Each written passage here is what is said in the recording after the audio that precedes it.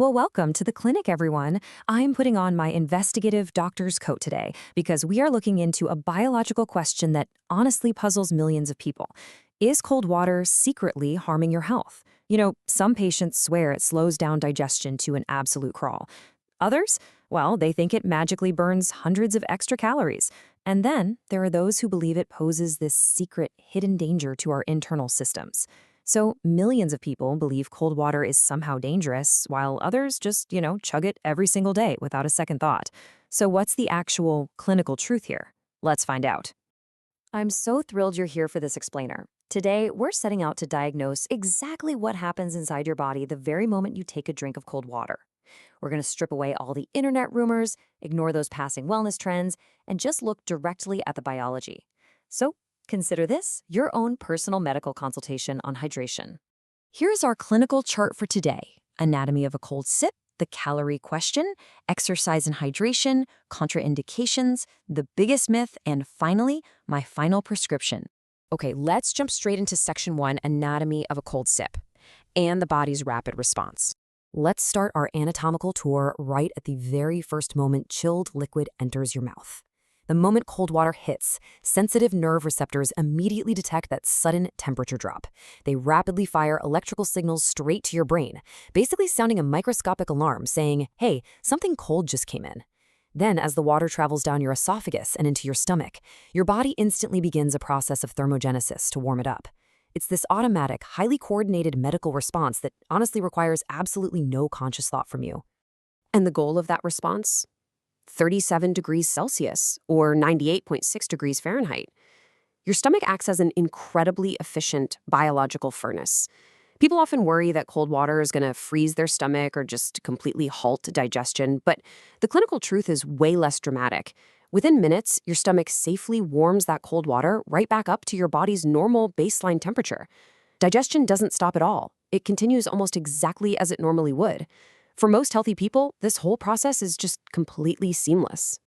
Moving right along to section 2, the calorie question. Does cold water actually burn fat?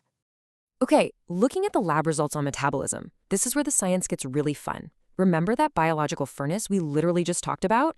Well, because your body has to engage in thermogenesis to warm that cold water up to 98.6 degrees, it actually does use energy. So, technically speaking, yes, you do burn a few extra calories. But if we break down the total daily calorie burn, normal metabolism accounts for a massive 99%, while the extra burn from warming water is just a tiny, measly 1%. It's incredibly small. It is nowhere near enough to cause any noticeable weight loss or fat burning. So from a medical perspective, drinking cold water is definitely not some magic weight loss trick. Let's look at section 3, exercise and hydration, cooling down the system. After a really intense workout or, simply on a blazing hot summer day, a cold drink is just incredibly refreshing. Physiologically, it helps cool your core temperature and actually encourages you to drink more fluids, which is absolutely vital for preventing dehydration. But as your doctor today, I do have to issue a quick clinical warning. Drink steadily and avoid gulping large amounts of cold water all at once. Drinking ice-cold water way too quickly when your body is severely overheated from heavy exercise can actually cause sudden, temporary stomach discomfort or cramping. Your system basically gets a bit shocked. So slow, steady sips, that's the best medicine here. Section 4. Contraindications, medical myths, and minor symptoms. Now, in medicine, a contraindication is a specific situation where a treatment, which in this case is ice-cold water, shouldn't be used because it might be harmful or uncomfortable for a certain patient. While cold water is perfectly safe for the vast majority of us, certain individuals might experience some temporary minor symptoms. For example, if you have sensitive teeth, that sudden blast of cold can cause sharp, acute pain. If you suffer from migraines, you might find that ice-cold drinks can trigger headaches. This is often referred to as brain freeze on a much larger scale, and it's caused by the rapid constriction and dilation of blood vessels. And for some patients with certain digestive conditions, very cold drinks might briefly feel uncomfortable as they pass through the GI tract. Just keep in mind, these effects vary wildly from person to person. It's all about just listening to your own body. Now for section 5, the biggest myth, fat hardening in the digestive tract.